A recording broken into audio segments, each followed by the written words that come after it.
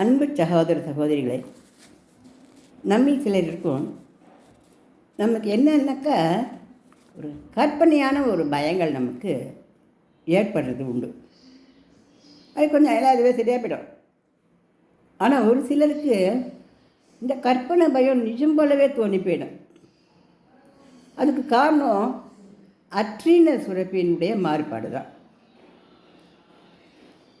அதனால தான் அந்த மாதிரிக்கு கற்பனை பயம் நிஜம் போலவே நமக்கு தோணிடுறது. இப்படி நிஜம் போலவே தோணும் பொழுது எப்படி நடந்து போனோம்போ அப்படின்னா, நிஜமாகவே ஒரு ஹார்ட் அட்டாக் வந்துட்டு அப்படிங்கிற மாதிரி கற்பனை பயத்தை நம்ம வச்சுட்டோம்னா நிஜமாக உடம்புலாம் வெறுத்து போகும். நிஜமே ஹார்ட் படப்படன்னு நடிச்சுப்போம். நிஜமாகவே கண்ணெல்லாம் இருட்டின்னு வரும். ஏன்னா நம்ம அதை தானே நம்ம மனசுக்கு கொடுத்துருக்கோம். நம்ம மனசில் கற்பனையில் ஏதோ கொடுத்துருக்கோமோ அதை நம்ம உடம்பு செயல்பட ஆரம்பிச்சு விடுது. ஆனால் அது நிஜமே கிடையாது. அது நிஜமே கிடையாது. இது கற்பனை பயமா நிஜ பயமா அப்படிங்கிறத நம்ம யோஜனை பண்ணி பார்க்கணும். எதுவோ யாருக்கோ எதுவோ வந்துடுத்து, அவன் பையன்டே இருந்தாண்டி அப்படியே ஆக்சிடென்ட் ஆட்டி மண்டையில் ரத்தம் வந்து அடிபட்டு போய் சேர்ந்துட்டாண்டி அப்படின்னு ஒரு செய்தி கேள்விப்பட்டோம்னா நமக்கு அது நடந்துட்டு என்ன பண்ணுறது அப்படின்னு நமக்கு தோன்றது இல்லையா? எல்லோருக்கும் இந்த மாதிரி தோணும். ஆனால் உடனே என்ன நினச்சிக்கணும், நம்ம ஏதோ அவன் போகாதகெல்லாம் அவனுக்கு நடந்தது, என்ன பண்ணுறது பாவம், அது பெருத்தாலும் தான் கஷ்டம்தான், இல்லை இல்லை. ஆனால் எல்லோருக்கும் அப்படி நடக்காது அப்படின்னு நம்ம அந்த நிமிஷத்தோடு அந்த பயத்தை தூக்கி போட்டுடணும். அந்த பயத்துக்கு நம்ம யோஜனை பண்ணி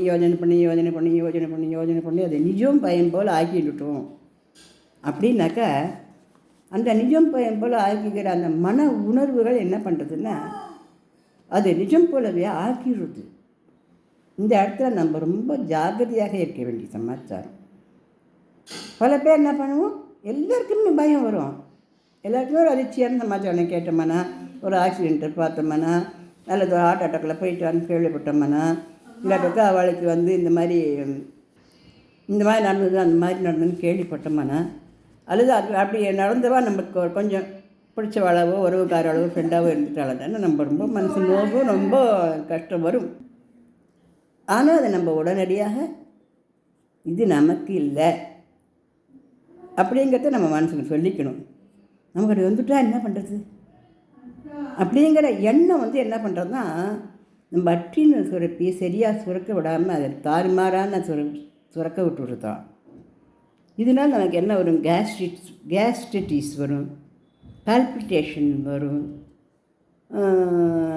அதுக்கப்புறம் ஃபாஸ்ட்டாக ஹார்ட் அடிச்சுக்கிற மாதிரி இருக்கும். நம்மளுக்கும் எதாவது நடந்துருமோ அப்படிங்கிற மாதிரி பயத்தையும் நம்ம மனசுக்கு கொடுத்து அது நிஜம்தான் அப்படிங்கிற மாதிரி வேறு நமக்கு சொல்லி விட்டுடும். இது ஒரு பெரிய அவஸ்தையான ஒரு கற்பனை பயம். இது கற்பனை பயமா நிஜ பயமான்னு பார்க்கறதுக்கு கூட ஜாதகத்தை பார்த்தா தெரியும்.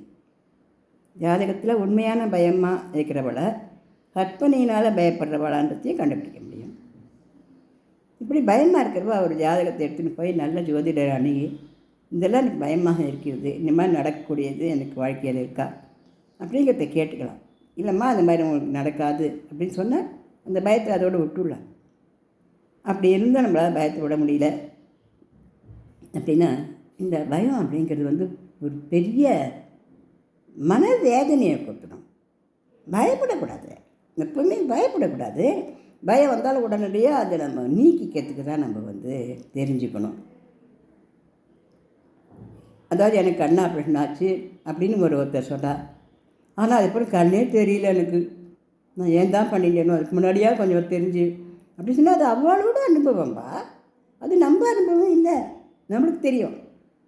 ஏன்னா அவள் உடம்பு, அவள் பிபி, அவள் சர்க்கரை, அவளுடைய மனநிலை, அவளுடைய டாக்டர், அவளுக்கு பார்த்த விதம், அதெல்லாம் இதெல்லாமே வேறு. அவளோட அனுபவத்தை நமக்கு சொல்கிறாள். அது நிஜமா? அது நிஜம் இல்லை. அந்த எண்ணம் மனசில் ஒரு இடத்துல ஓடிகிட்டே இருக்கும்பொழுது நமக்கு சாதாரணமாக கண் வலிச்சுது, இல்லை சாதாரணமாக கண்ணில் வேறு எதனா பிரச்சனை இருந்தால் கூட நமக்கு அந்த மாதிரி ஆயிடுமோன்ற அந்த பயத்தில், அது கற்பனை பயம் பேர். அந்த கற்பனை பயத்தில் நமக்கு என்ன ஆகும், நிஜம் போலவே நமக்கும் கண் தெரியாத மாதிரியாகவும் நம்ம கண்ணில் பிரச்சனை வந்த மாதிரியும் தெரியும். இது ஒரு உதாரணத்துக்கு சொன்னேன். அந்த மாதிரிக்கா எந்த பயத்தையும் நம்ம மனசுலேயே வச்சுட்டு இருக்கவும் கூடாது. அதே நேரத்தில் கற்பனை பயமா இது நிஜம் பயமான்றது நம்ம மனசில் யோசனை பண்ணி பார்க்கணும். அது கற்பனை பயமாகவே இருந்தால் கூட அதுவும் நிஜம் போலவே நடக்கும். அது நிஜம் போலவே நடக்கும். சில சிம்டம்ஸ்லாம் நிஜம் போலவே இருக்கும். ஒரு வாலிபன் எனக்கு ஹார்ட் அட்டாக் வந்துடுத்து, நான் நீ பிழைக்க மாட்டேன் அப்படின்னு சொல்லி அலையில் அடிச்சு ஓடி வந்து பைத்தியம் பிடிச்ச மாதிரி டாக்டருக்கு முன்னாடி வந்தான்.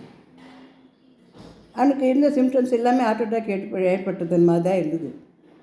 ஆனால் அந்த டாக்டர் நல்லா பார்க்கக்கூடிய டாக்டர் அவர் பார்த்துட்டு சொன்னார், உனக்கு ஹார்ட் அட்டாக் இல்லை, உனக்கு நல்லா இருக்குது, ஹார்ட்டெலாம் நல்லபடியாக இருக்குது, ஹார்ட் பீட்டிங்லாம் நல்லா இருக்குது, நீ ஏதோ பயந்து போயிருக்க. என்ன பயந்து போயிருக்க, என்ன கேள்விப்பட்ட அப்படின்னு கேட்டால் அவனுக்கு சொல்ல தெரியல.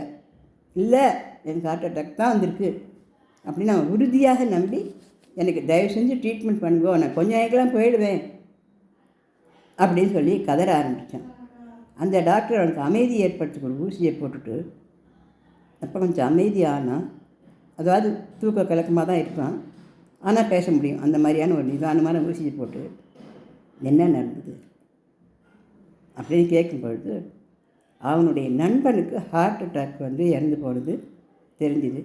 அந்த நண்பன் இந்த ஹார்ட் அட்டாக் இப்போ இறந்து போனதை பற்றி அங்கே பேசின்றதுவெல்லாம் என்னென்ன சிம்டம்ஸ் எல்லாம் சொல்லிகிட்டு இருந்தாலோ அத்தனை சிம்டம்ஸும் இவன் உடம்புல இருக்காமையே இவன் நினச்சுன்றது தான் காரணம் அப்படிங்கிறத டாக்டர் கண்டுபிடிச்சி அவனை நல்லா குணமாக்கி அனுப்பிச்சிட்டு, இந்த அட்ரினல் சுரப்பியினுடைய மாறுபாடுக்கு நம்ம ஒரு மனநல டாக்டர் அணுகினா 2 மாதம் 3 மாதத்துல இந்த பயத்தை கம்ப்ளீட்டாக நீக்கி நல்ல ஆரோக்கியமான தெம்பான மனுஷங்களாக நம்மளும் ஆயிட முடியும் அப்படிங்கிறத எனக்கு சொல்லிக்கிறேன். நன்றி, வணக்கம்.